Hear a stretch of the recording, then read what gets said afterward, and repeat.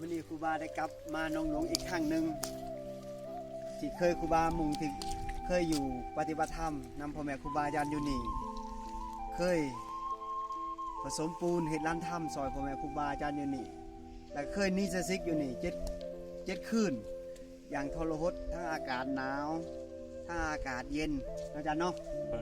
ทรหดจะ7 คืนนี่ในลานถ้ำมาเบิ่งนี่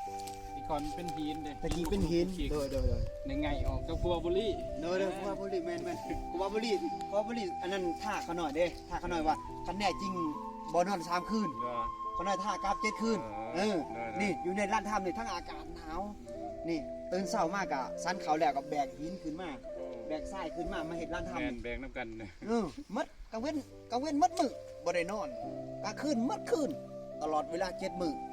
นี่จะซิกอยู่นี่มีครูบาบุรีตอนนี้เพิ่นซิกแล้วเพิ่นท่าครูบาว่าบ่นอน3 คืนได้บ่นี่จะซิกเหมือนว่าครูบาท่ากราฟ7 คืนครูบาเฮ็ดทรหดอยู่นี่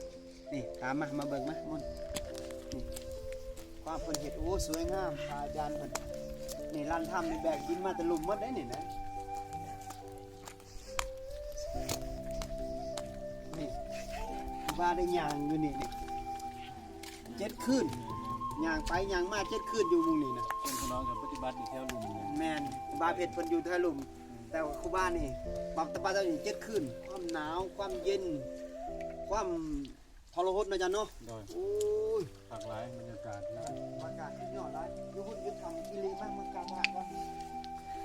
นี่แหละครูบามาเริ่มต้น7 คืนบ่นอนอยู่มุงนี่ล่ะความหนาวเบิ่งเด้อญาติโยมเด้อความบรรยากาศ